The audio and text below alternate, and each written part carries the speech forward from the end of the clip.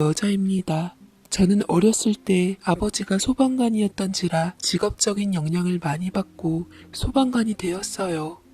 남들은 다 소방관이 위험하다고, 남자도 아니고 여자인 네가 무슨 소방관을 하냐며 주변에서 다들 말렸어요.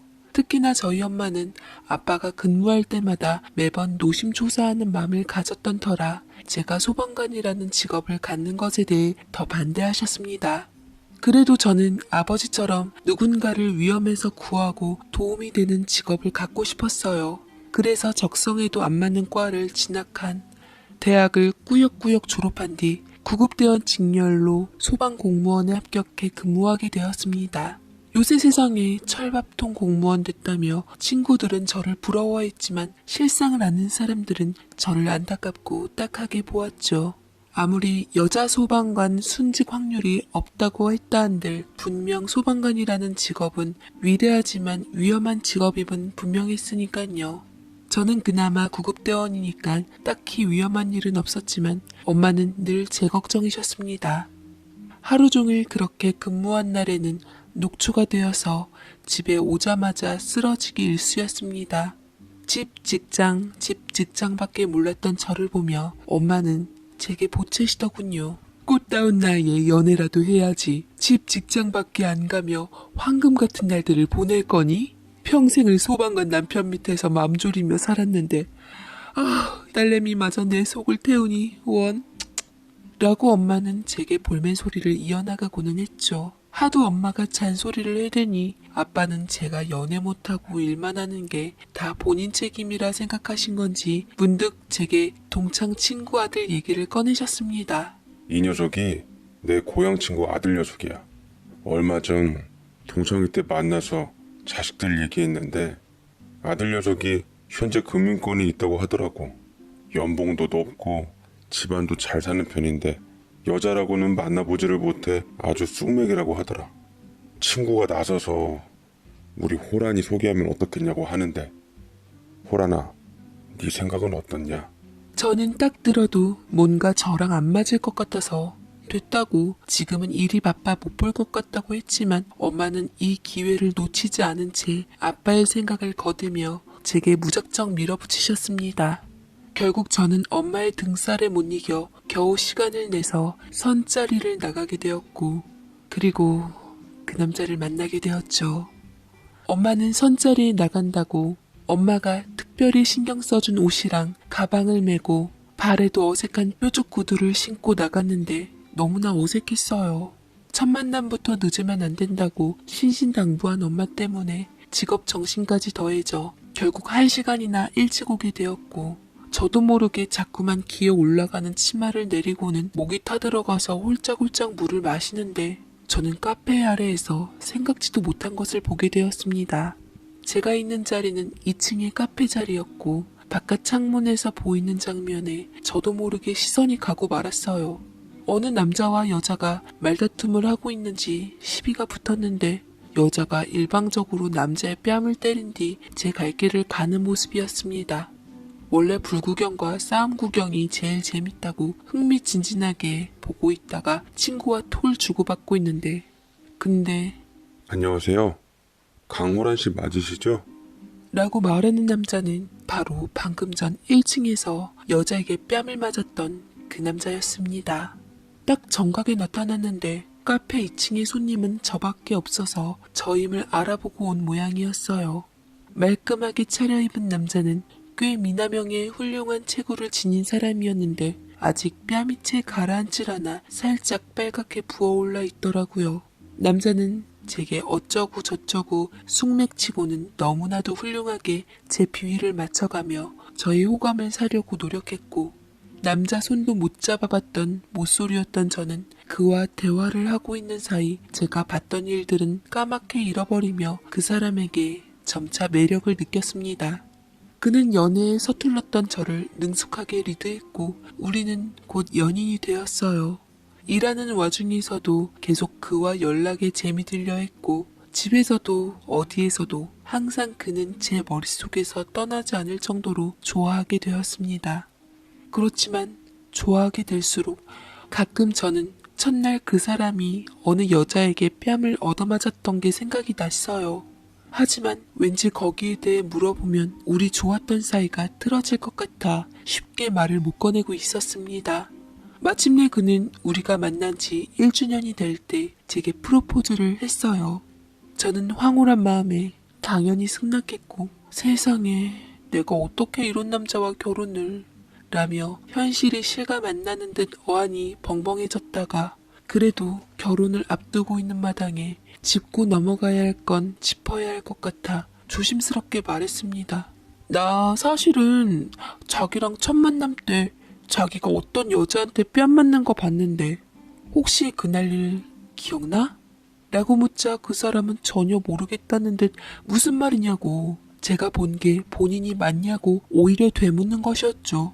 그때는 이 사람이 정말 기억이 안 나는구나. 아니면 혹시 내가 잘못 본 건 아닌가 싶을 정도로 생각하게 만들었습니다. 그 남자는 그만큼 능수능란하게 빠져나가는 법을 알고 있는 사람이었죠.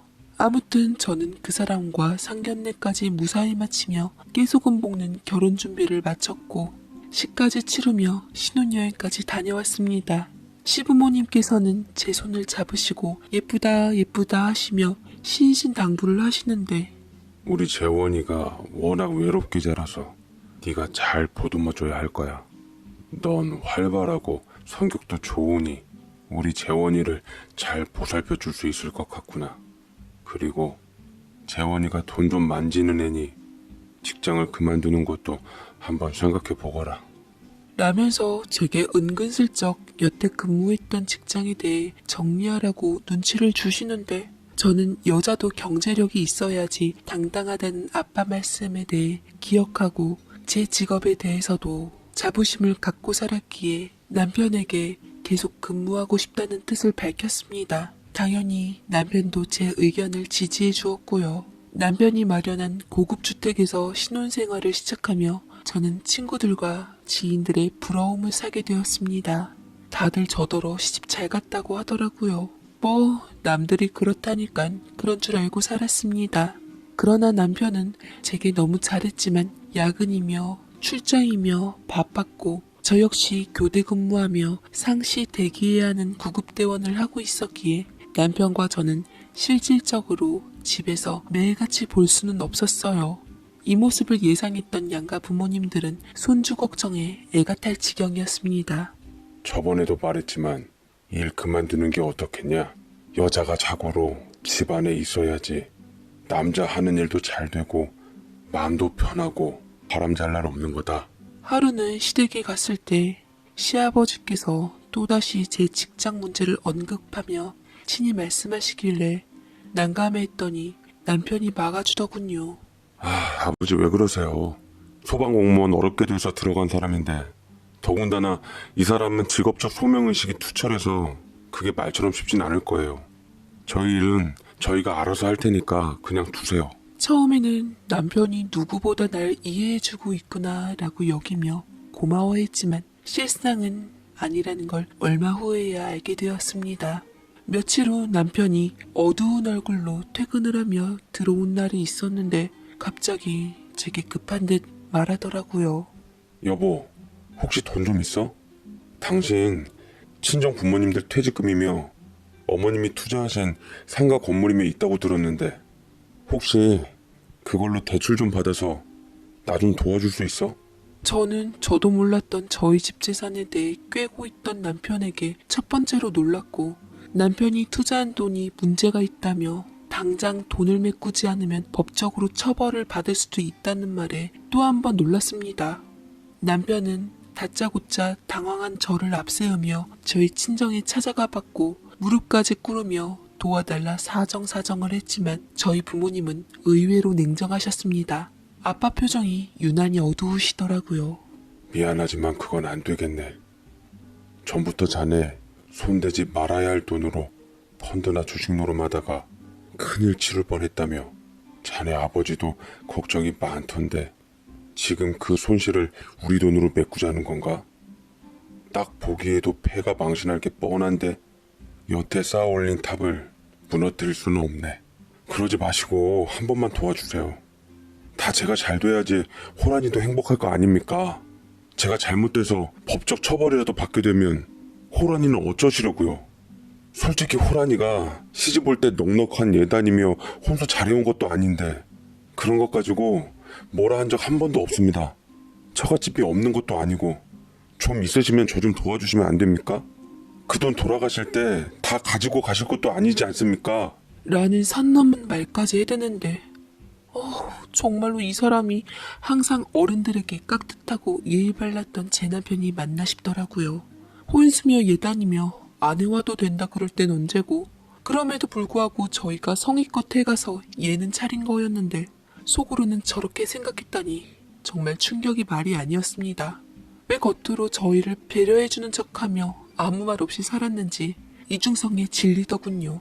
저희 친정 부모님께서는 그런 남편에게 화가 많이 나셨는지 더 이상 할 말 없다며 얼른 가보라고 하셨고 일체 본인들 앞에서 돈 얘기는 하지 말라고 단정 지으시며 저희를 내보내셨어요.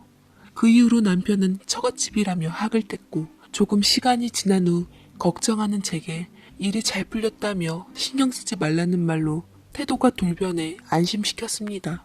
남편이 그렇게 나오니 괜히 제가 도움이 못 됐다는 것에 대해 미안하긴 했지만 남편이 꺼낸 혼수예단 문제에 관해 마음이 불편해서 저도 예전같이 남편을 볼 수가 없겠더군요. 하지만 부부인데 언제까지 이렇게 지낼 순 없을 것 같아 간만에 연차를 써서 남편에게 신경을 쓰기로 했습니다. 밀린 집안일을 하려 하는데 근데 세탁하려고 꺼내두었던 남편의 셔츠에서 낯선 여자의 향수 냄새가 느껴졌어요. 술자리가 워낙 자주 있고 회식마저 업무의 연장선이라며 제게 오해하지 말라고 미리 밝혔던 남편이었지만 기분이 썩 좋지는 않더라고요. 저는 퇴근한 남편에게 식사 자리에서 넌지시 물어보았습니다. 셔츠에서 향수 냄새가 나던데 그 남자가 과연 제 말에 어떻게 대응할지 궁금하기도 해서 저는 입을 떼어보았습니다. 그러자 남편은 눈 하나 깜짝 않은 채 밥을 먹고 젓가락질을 하며 여유롭게 웃어 보이기까지 했죠. 돈 벌려면 어쩔 수 없어. 투자자들 비위 맞춰주는 수밖에는. 그러다 보면 자연스럽게 술자리를 가게 되고 어울리다 보니 그렇게 됐나 봐. 당신이 그런 거 정도는 이해해줘. 알았지?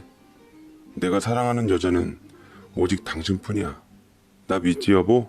라면서 스윗하게 제 곁으로 와 볼에 입을 맞춰주는데 문득 우리가 지금 정말로 사랑하는 사이가 맞나? 내가 정말로 남편을 믿고 있는 건지 남편이 정말 날 믿게 하는 건지라는 의문이 생겼습니다. 의심의 조각은 점차 눈덩어리처럼 불어났고 그렇다고 진실을 아는 게 두려워서 마땅히 증거를 캐낼 용기조차 없어 전전긍긍해하고 살았어요. 남편은 제 불안한 심정을 느꼈는지 가정과 저를 위해 신경 써주려고 노력했습니다. 저는 마음이 풀어졌고 양가 부모님들께서 지속적으로 아이를 가지라는 조언을 해준 게 떠올라 본격적으로 임신을 준비하며 몸 관리를 하려고 노력했어요. 하지만 아기 천사는 제게 와주질 않았습니다. 한숨만 쉬는 날들이 늘어났고 그러던 어느 날 제게 큰일이 생기고야 말았습니다.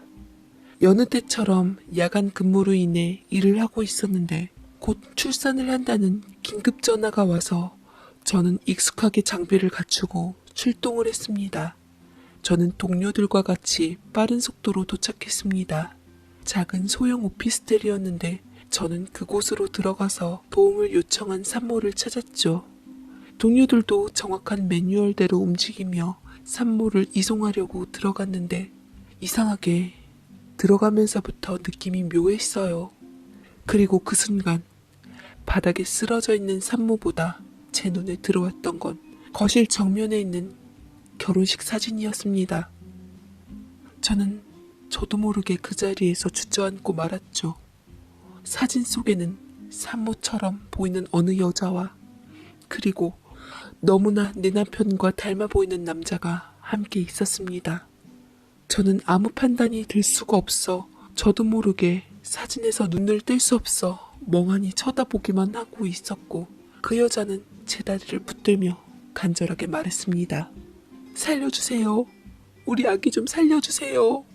아기를 살리고자 했던 산모는 식은땀을 흘리며 제 다리를 붙잡았는데 정작 저는 그 여자를 보며 어찌 손을 써야 할지 모르고 있었습니다. 그때 동료의 목소리가 선명하게 들리더군요. 지금 뭐해? 빨리 산모 챙기질 않고 서둘러. 그제서야 정신이 번쩍 든 저는 그 여자를 부축하며 들것에 실었는데 그 틈을 놓치질 않고 저는 카메라로 결혼사진을 찍은 후 산모를 수습했습니다. 구급차에 타서 계속 고통을 호소하는 그 여자를 보며 저는 속으로 몇 번이나 아니겠지, 그냥 그저 남편과 닮은 사람이겠지 생각을 하며 환자에게 집중하려고 애썼습니다. 그 여자는 구급차에 탄 후에 저와 눈을 마주치지 않으려고 한 듯 아예 눈을 감아버렸어요. 기분 탓인지는 모르겠지만 그 여자도 어쩐지 저에 대해 아는 것처럼 보이기도 했습니다. 저는 그 여자를 보며 제발 이 지옥 같은 순간이 지나가기를, 제가 여태 봤던 모든 것이 제 착각이려니 생각하고 싶었어요. 안 그럼 제가 무슨 정신에 어떤 일을 저지를지도 몰랐으니까요. 병원에 도착한 후 그 여자는 응급실 안으로 들어갔는데 그 순간 감았던 눈을 뜨며 저를 향해 희미한 미소를 짓고는 안으로 갔습니다. 얼마나 섬뜩하고 등골이 쎄해지던지요. 저는 그 여자의 미소를 잊지 않은 채 막간을 이용해 휴대폰에 저장되어 있는 사진을 몇 번이나 보며 손을 떨었습니다. 분명 사진 속에 있는 남자는 제 남편이 맞았어요. 저는 머릿속이 정리가 되지 않은 상태로 남편에게 연락을 취했습니다만 남편은 제 연락을 받질 않았습니다. 여러 번 신호가 가고 있는 짧은 몇 초 동안 가슴속이 두근거리고 미치겠는 심정은 아무도 모릅니다. 곧 그 여자 부모님이라고 나타났는데 둘 다 술 한잔 하다 왔는지 술 냄새가 코끝을 찌르더라고요. 그 여자 아버지는 고래고래 소리를 지르면서 병원을 난장판으로 만들었습니다. 우리 딸 지금 애 낳고 있는데 정서방 어딨어? 지 새끼 낳는데 당연히 와봐야지. 어디 가서 숨어서 코빼기도 안 비치고 있는 거냐고? 아유, 바쁜가 보죠. 그만해요, 세은 아빠. 금융권에 있는 사람이 우리처럼 한가한 사람하고 같은 줄 알아요? 연락하니 금방 온다고 하더라고요. 아, 조금만 기다려봐요. 네?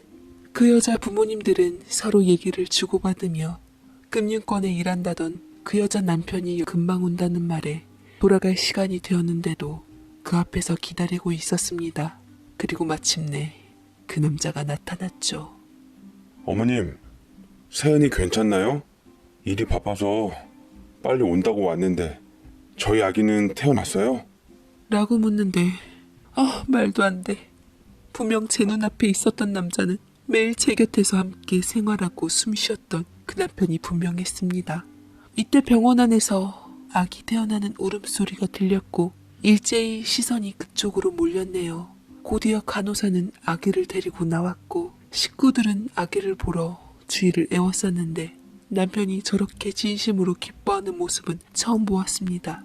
저렇게 아이를 좋아했으면서 왜 제게 아이 같자는 소리를 한 번도 한 적이 없는지 보는 것조차 괴로워 미칠 지경이더라고요. 저는 눈물을 떨어뜨리며 뭐에 홀린 듯 천천히 남편 곁으로 다가가 옷자락을 붙잡았어요. 여보, 당신 지금 왜 여기 있는 건데? 정말 그 아이가 당신 아이야? 내가 싣고 왔던 그 산모가 당신의 아이를 품고 내게 도와달라고 전화한 거였어? 여보, 당신이 어떻게 여기... 남편은 저를 귀신이라도 본 모양새 마냥 크게 놀라더라고요. 그리고 그 여자의 부모님은 더 놀랐습니다. 제가 여보라고 부르는 말에 반응했던 남편을 어리둥절하게 보더라고요. 이게 다 무슨 소린가? 여보라니, 자네는 분명 내 딸이랑 결혼하지 않았나? 그것도 바로 얼마 전에. 식도 다 치르고 이제 곧 애기 아빠가 될 자네가 다른 여자의 여보라니. 어디 상황 설명 좀 해보게. 그게 말이죠. 진짜. 남편은 궁지에 몰리자 일단 대뜸 본인의 긴 다리를 이용해 밖으로 도망쳤고 저는 필사적으로 남편의 뒤를 쫓았어요. 저 역시 훈련으로 단련된 몸이었기에 정장 차림과 구두 차림이 거슬렸던 남편을 어렵지 않게 붙잡을 수 있었습니다. 똑바로 얘기해. 어떻게 된 건지 다 말하지 않으면 나 더 이상 가만 안 있어. 가족이고 나발이고 내가 내 눈으로 직접 보고 들은 거 당신 주변에 보란 듯 증언할 테니까 나를 화나게 하지 마. 바른 대로 말하는 게 속 편할 거야. 라고 무섭게 얘기를 했더니 남편은 결국 포기하며 그동안 숨겨왔던 얘기를 제게 실토했습니다. 실은 그 여자 우리 회사에서 가볍게 아르바이트 했던 여자야. 당신 만나기 전부터 여자친구 있는 와중에서도 잠깐씩 만나는 사이였어. 그냥 서로 필요할 때 만나면 좋았는데 그 여자가 내 아이를 가졌다고 하더라고. 그래서 난 아이 문제에 관해 동의한 바 없으니 알아서 하라고 했을 때 그때가 바로 당신을 처음 만났을 때였어. 그 여자가 당초에 내 곁에서 떨어지지 않으려는 거 겨우 떼버리고 당신이랑 결혼해서 잘 살았는데 정작 내가 돈 때문에 도움을 요청하니까 당신네 가족들은 나 몰라라 한 반면 생각지도 못했던 세연이랑 가족들이 도움을 줘서 위기를 모면하니 생각이 달라지더라고. 그래서 세연이랑 결혼하는 조건으로 이렇게 살게 된 거야. 그게 무슨 말이야. 당신은 나와 결혼했잖아. 법적으로도 내 남편인 당신이 다른 여자와 결혼식을 또 했다고? 말 그대로 결혼만 한 거야. 코스프레처럼. 그래야 그쪽에서도 돈을 준다고 했으니까. 이건 세연이도 다 알고 있었어. 니네 둘 다 미쳤구나. 코스프레로 결혼도 하고 애도 낳고. 그래서 이제 어떻게 하면 좋겠어? 그냥 이렇게 대충 살자. 우리 부모님 신경 쓰이게 하고 싶지도 않고 이런 걸로 괜히 입방아에 올리고 싶지도 않고. 다시 언급하지만 니네 부모님이 그때 돈만 해줬어도 난 이렇게까지 안 했을 거야. 엄연히 일이 이렇게 된 건 다 네 부모님 탓이야. 그렇게 알고 당신도 눈 감아. 내가 앞으로 더 잘할 테니까. 라며 짓거리는데 하도 기가 막히고 황당해서 저는 그 자리에서 남편을 그대로 후드려 패고 말았습니다. 제가 말은 안 했지 그동안 쌓인 게 많았는지 쉴 새 없이 후드리게 되더라고요. 한참 동안 소란에 길 가는 사람이 경찰에 신고해서 저와 남편은 나란히 경찰서에 가게 되었고 이참에 친정 부모님이고 시부모님까지 알게 되어 경찰서에 출두하며 모든 사실을 듣게 되었습니다. 네, 이럴 줄 알았어. 그러니 내가 뭘 했냐? 진작 직장 그만두고 애 가지라고 했을 때 말 안 듣더니 이건 네가 자초한 일이다. 난 어서 우리 손주나 보러 가야겠다. 시부모님께서는 팔이 안으로 굽는다고 그 와중에서 태어난 손주가 보고 싶다며 병원에 가자시더라고요. 친정부모님께서는 어이없는 모습에 친구고 나발이고 욕을 한 사발 퍼부어 주었고 고향 친구이자 동창이었던 양가 아버님들은 우정도 사돈관계도 파토를 맞게 되었습니다. 네, 그렇게 되었습니다. 저는 남편과 이걸로 이혼을 한다고 했고 남편 역시 대수롭지 않게 쉽게 이혼도장 찍더라고요. 뭐 사이에 아이가 없는 게 다행인 건지 저희는 그렇게 쉽게 갈라섰고 상간녀와 남편에게 위자료를 청구하며 우리 관계는 끝이 났습니다. 근데 웃긴 건 그 남자는 아기까지 낳은 상간녀에게 딱히 가지도 않은 채 여전히 자기 일에 이로운 여자와 재혼하려고 줄기차게 선을 보러 다닌다고 하더라고요. 아이도 뭐 딱히 호적에 올릴 생각은 없는 것 같아 그 상간녀도 남편에게 갖가지 소송을 한 것 같았습니다. 더 이상 쓰레기들이 하는 일 따위 생각하고 싶지 않네요. 그렇게 제 결혼 생활은 끝이 났고 저는 소방 공무원으로서 제 일에 임하며 여전히 이로운 일을 하는 데만 집중하고 있습니다. 결혼이라면 이가 갈리고 치가 떨리네요.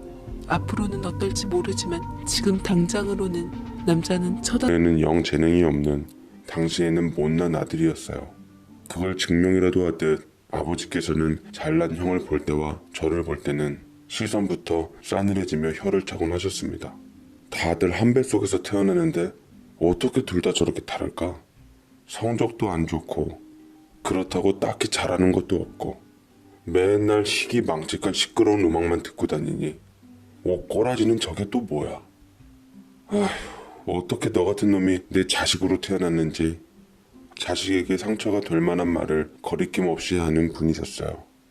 처음에는 저도 마음 상하고 형과는 비교당해서 속상하고 부모님께 형처럼 잘난 아들이 되고 싶어 열심히 노력했지만 아무리 열심히 하고 최선을 다해도 뱁새가 황새 따라가진 못하겠더라고요. 아버지는 거기다 대고 절 다독이기는커녕 노력해도 저 모양이라며 또 혀를 차시며 쓸모없다, 들인 교육비가 아깝다는 둥 하도 귀에 딱지가 지도록 부모님께 무시를 당하니 아예 포기하게 되었습니다. 그때부터 저는 제가 원하고 잘하는 길을 찾았고 그것이 바로 음악이었어요. 고등학교 때 한참 빠졌던 음악은 당시 힙합이나 락 같은 장르였는데 아버지는 유독 제가 듣는 음악에 대해 혐오에 가깝게 진저리를 치셨어요. 뭐 어쨌거나 그래서 제가 원하는 과로 대학을 갔고 재밌게 공부했습니다. 형은 부모님의 기대대로 의예대에 진학했는데 아버지께서는 우리 집안에 드디어 의사가 나왔다며 아주 뿌듯해 하셨죠. 형은 그림을 잘 그려서 화가의 꿈을 갖고 있었는데 아버진 피를 무서워하는 형을 본인의 대리 욕망을 채우고자 의대에 보내는 잔인함을 보이셨습니다. 의대에 입학은 했지만 학교에서 적응을 잘 하지 못했어요. 그래도 우리 형은 워낙 저랑은 태생부터 다른 착하고 바른 사람인지라 부모님의 기대를 저버리지 못하고 열심히 무식하게 노력했죠. 그러다 가끔 저와 술 한잔을 하며 최종 진담을 하기도 했습니다. 그래도 난 네가 원하는 과에 진학해서 재미있게 공부하는 모습이 보기 좋다. 나도 너처럼 저지를 수 있는 용기가 있었으면 좋았을 텐데. 옛말에 이런 말 있잖아. 어른들 말 틀린 거 하나도 없다고. 그래서 난 어려서부터 어른인 부모님 말만 믿으면 무조건 행복해질 줄 알았어. 당연히 그렇겠지. 의사가 되면 사회에서도 존경받고 돈도 많이 벌고 좋으니까. 분명 부모님은 날 위해서 선택하셨을 거야. 근데 사는 게 참 힘들고 재미가 없어. 나도 너처럼 반짝반짝 빛나며 살고 싶었는데 왜 나는 이렇게 살고 있는지 모르겠다.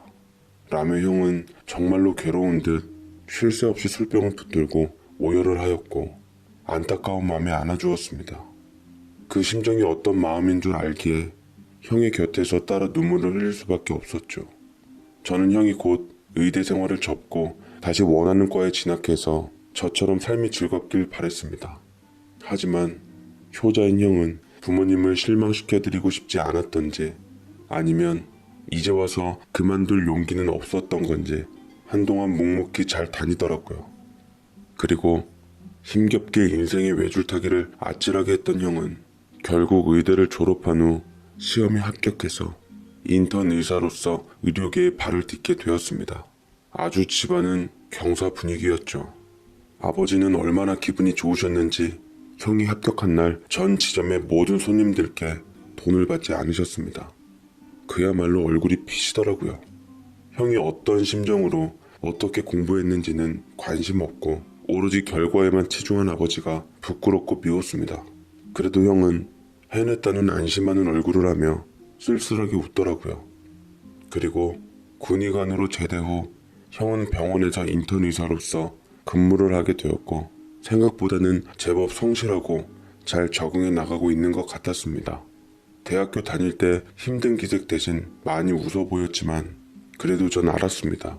형이 간신히 버티고 있다는 것을요. 굳은 웃음이 조금씩 자연스러워지기 시작했던 건 레지던트 2년차쯤이었던 것 같습니다. 공부만 하고 질주만 했던 형에게 드디어 아름다운 핑크빛 봄날이 찾아왔던 거죠. 그녀는 형이 일하던 병원의 간호사였고 일하면서 자연스럽게 만나며 사랑을 키워나갔던 겁니다. 형은 제일 먼저 일부러 저녁 시간까지 약속을 잡으며 제게 제일 먼저 소개하더라고요. 정말로 그 여자를 사랑했던지 형은 내가 본 사람 중 세상에서 가장 아름다운 여자라며 한껏 치켜 세워서 당시 가수 기획사에서 햇병아리 작곡가로서 이 얼굴을 비추고 있는 저로서는 워낙 아름답고 화려한 여자들을 봐왔던지라 그냥 형 눈에 단단히 콩깍지가 씌었나 보다 했습니다. 그런데 믿을 수 없는 일과 인정하고 싶지 않은 일이 동시에 발생하고 말았습니다. 형이 그녀를 본 순간 말이죠. 티셔츠와 청바지 차림으로 가벼운 복장으로 나타난 그녀는 모자를 벗자 어깨까지 오는 짧은 생머리가 제 눈을 의심케 했습니다. 새하얀 피부가 유독 돋보였던 그녀는 형 눈뿐만 아니라 제게도 너무나 예쁘고 아름답게 보였던 겁니다. 그건 믿을 수 없는 일이었고 그제서야 저는 형과 제가 이상형을 보는 눈이 같다는 걸 인정해야만 했습니다. 정말로 아름다웠어요. 화장 하나 안 했는데도 어쩌면 사람이 그렇게 맑고 투명한 느낌인지 손에 식은땀이 나기 시작하면서 그 여자의 얼굴을 제대로 볼 수가 없겠더라고요.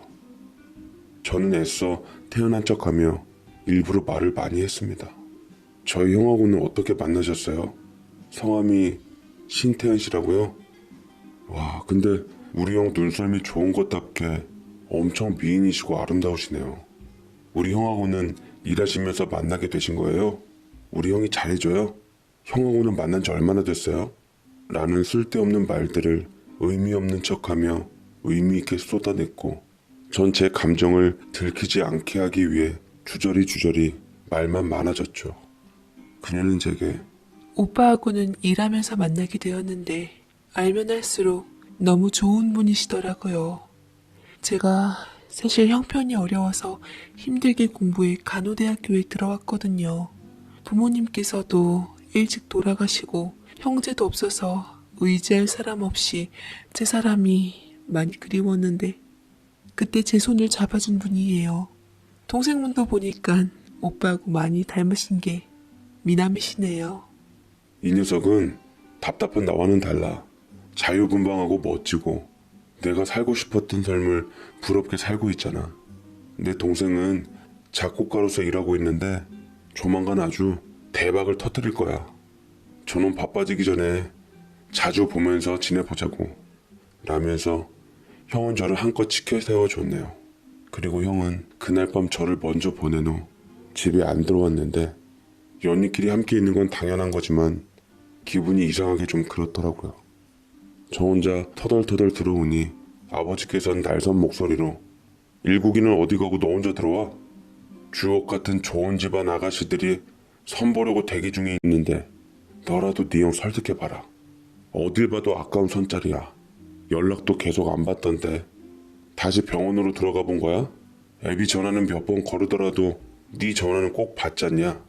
라며 제게 물으시는데 저는 아무 말도 할 수 없이 모르겠다라고만 대답한 후 제 방으로 들어갔습니다. 의사인 형에게는 선자리가 본물 터지듯 밀려들고 있었습니다. 우리나라에서 의사의 사회적인 위치는 거의 의느님이 맞더라고요. 안타까운 건 그녀가 선자리의 여자들보다 돈이 없고 부모가 없고 형제 역시 없다는 거. 그리고 제 짐작은 곧 현실이 되어서 나타났습니다. 뭐? 그게 대체 무슨 소리야? 오늘 내게 데려온 여자랑 난데없이 결혼을 하겠다니? 네가 정신이 있냐 없냐? 그럼 내가 그동안 준비했던 선자리의 아가씨들은 다 어쩔 거야? 라며 아버지는 형을 몰아붙이셨고 그것은 바로 형이 결혼하겠다며 선전포고를 한 뒤 사귀던 그녀의 손을 잡아 아버지 앞에 데려와 결혼할 여자라고 인사시켰던 것이었습니다. 그래서 어떻게 되냐고요? 당연히 아버지는 열정적으로 결혼 반대를 하셨고 그녀에 대한 외적인 조건들을 듣자마자 절대 결혼만큼은 안 된다며 결혼 반대를 적극적으로 하셨습니다. 형은 처음에 그 여자와 결혼 안 하면 이 세상을 살아갈 의미가 없어진다며 결혼 허락을 필사적으로 구했습니다만 노발대발한 아버지에 의해 결국 그녀는 신발도 제대로 못 신고 저희 집에서 쫓겨나야만 했습니다. 사랑하는 여자가 부모에게 쫓겨나는 것을 본 형은 마음이 아파했지만 형은 사랑을 지키기엔 너무 효심이 가득했던 아들이었습니다. 형을 잘 아는 아버지는 형과 그녀를 떨어뜨려 놓기 위해 그녀와 주위 사람들을 공략해서 작정하고 힘들게 만들었어요. 처음에는 형이 오프 시간에 맞춰 그녀의 직장을 찾아가 한바탕 난리를 펴댔고 또 한 번은 그녀를 힘들게 키워준 이모의 식당을 찾아가 소란을 불러일으키며 시작부터 돌이킬 수 없게 만들기도 했습니다. 인터넷을 이용해서 그녀에 대한 되도 않는 헛소문을 퍼뜨렸다가 명예훼손으로 소환도 되었어요. 다 그랬을 순 없지만 부모님께선 진심으로 형을 그녀에게 뺏기지 않으려고 수단과 방법을 가리지 않았습니다. 결국 상처받은 그녀가 두 손 두 발 백기를 들었던지 형은 이별 통보를 받은 것 같았고 몇 날 며칠을 술 기운으로 버티다가 끝내는 부모님을 등지고 그녀를 택해서 야반도주라도 하려고 했던 것 같지만 끝내는 효심을 지키고 그녀를 잊는 것을 택했습니다. 생전 부모님께 효자였던 형은 처음으로 부모님께 못할 말까지 하며 감정을 내보였지만 형의 천성에 대해 누구보다 이미 꿰뚫은 부모님으로서는 가소로웠을 뿐이었죠. 지피지기면 백전백승이라고 형보다 형을 더 잘 알고 있던 부모님의 승리로 형은 부모님이 원하시는 대로 좋은 집안의 돈 많은 여자와 선을 보았고 잘 돼서 결혼까지 일사천리로 진행되게 되었습니다. 돈 많은 여자는 아버지가 모 대학 총장으로 계시다가 지금은 임대업을 하신다는 사람이었는데 그저 이사사비 노래를 불러서 형을 데려갔다고 하네요. 돈이 많은 집이었기에 결혼만 하면 개원도 시켜주고 집이랑 차, 소위 열쇠 몇 개는 보장되어 있었습니다. 형은 결혼식 전날 쓸쓸하게 달빛을 보며 홀짝홀짝 술을 들이키고 있더라고요. 다음날 맞이할 예비 신부에게 사랑한다고 달콤한 말까지 로봇처럼 얘기하며 말이죠. 표정이 없었어요. 결혼을 앞둔 예비 신랑이요. 저를 본 형이 먼저 말을 꺼내더라고요. 너는 나처럼 살지 마라. 우리 부모님 정말 대단하신 분들이야. 자식 이기는 부모 없다더니만 이기셨잖아. 내가 언제까지 부모님께 휘둘릴지는 모르겠는데 나중에는 내가 받았던 상처, 심정 언젠가 다른 식으로라도 꼭 돌려줄 거야. 언젠가 꼭. 라고 입꼬리가 올라가는데 좀 그 표정이 돌이켜보면 아직까지도 섬뜩하네요. 형은 다음날 예정대로 만인들의 축복을 받으며 그 여자랑 결혼식을 무사히 치르고 가정을 가졌습니다. 다행히도 신부 쪽에서 준비한 누릴 만한 것들이 많았는지 별탈 없이 살더라고요. 하지만 형수님이 차려준 병원에서 여자들이 많이 다녀간 건 사실이었습니다. 그것도 그녀를 꼭 닮은 여자들 말이죠. 어쨌든 여기까지가 형의 인생이었고 저는 형의 인생을 곁에서 보며 좀 달리 살아야겠다고 맘먹었습니다. 어차피 저야 부모님께 내놓은 자식이니 뭐해도 별 기대도 없고 그냥 부모님 얼굴에 먹칠하지 않게 조용히만 살라고 하셨는데 전 아무래도 그럴 수는 없을 것 같았어요. 미리 앞 사연에 언지를 했듯 제가 형이 죽지 못해 사랑했던 그 신태은이라는 그 여자가 머릿속에서 떠나질 않았거든요. 그러고 보면 운명은 참 잔인한 것 같아요.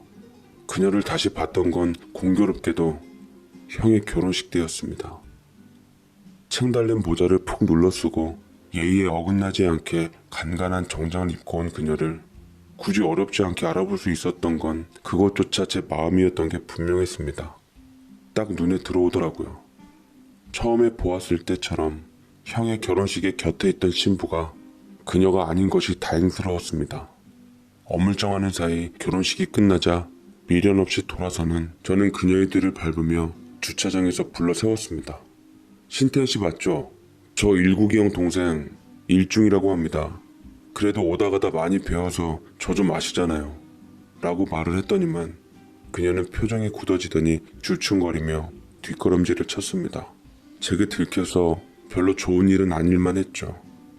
어쨌거나 헤어진 옛 연인의 결혼식에 오는 건 모양새가 좋은 일은 아니니까요.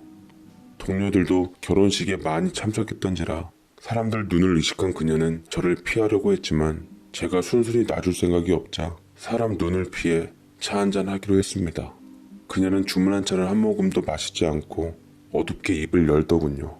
제가 바보 같다고 생각하겠지만 그냥 마지막으로 한 번만 더 보고 싶었어요. 내가 너무 마지막에 매몰차게 대한 것 같아서 그게 내내 마음에 걸렸거든요. 덕분에 그 사람은 평온하게 결혼식을 올리더라고요. 라고 눈시울을 빨개진 채 덤덤한 척 얘기하는 그녀의 진심이 느껴져서 저는 끄덕이고 심정을 헤아려 주었습니다. 형에 대해서 많은 얘기들을 나눴어요. 형과 마지막으로 이별하면서 느꼈던 아찔함과 주변 사람들에게 패기치게 하고 싶지 않고 지키고 싶어서 무수한 감정 정리를 해야만 했다고 합니다. 저희 드센 부모님께 항복한 대가로 떠다 밀어준 돈도 이모님께서 알아 챙겨서 나중에 시집갈 때 쓰라고 통장으로 만들어줬다더군요. 기왕 받은 돈, 그 돈으로 고통받았던 이모님께 위로금 쪼르주고 주변 사람들 챙기는 데 쓰기도 했다는데 전 괜한 자존심에 챙길 것도 못 챙기는 바보보다는 낫다는 생각이 들더라고요. 잘했어요. 사랑하는 사람이랑 헤어지는 고통이 얼마나 큰데 그에 상응하는 대가를 치르려면 꽤 많이 받아야 하지 않아요? 우리 부모님이 얼마 줬어요? 큰 거 한 장? 2장? 3장요. 돈 좀 쓰셨더라고요.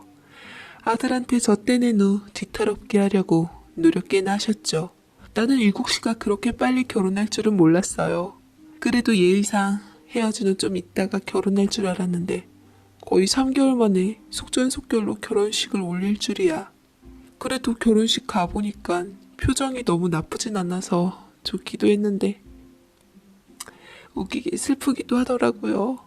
라고 쓴웃음을 짓고 말하는데 형을 많이 그리워하고 있나 보다 해서 마음은 알겠으나 기분이 이루 말할 수 없이 꽁기한 면이 있더라고요. 어쨌거나 그날 이후로 저는 그녀와 친구로서 자주 만나며 알아갔습니다. 솔직히 말해서 알면 알수록 처음 품었던 환상과는 다르게 다소 깨는 부분도 많았지만 저는 그것마저 귀엽고 나쁘진 않았습니다. 저는 작곡가로서 창작의 영감을 받기 위해 밤샘 근무가 많았고 그녀는 간호사로서 나이트 근무가 있었습니다. 밤새 틈나는 대로 연락을 주고받고 문자를 주고받으며 서로의 빈자리를 채워가는 관계가 되었어요. 저랑 동갑인 그녀는 형으로 인해서 인연이 된 사이였지만 형만 아니었으면 우리는 마음 놓고 좋은 사이가 될 수 있었을 텐데 아쉬운 부분이 있었습니다. 기대 없던 자식이 그녀를 데려왔다면 싹싹한 그녀의 성격상 우리 부모님께 참 사랑을 많이 받았겠다 싶었습니다. 그러나 이미 돌이킬 수 없었기에 저 또한 막막해졌습니다.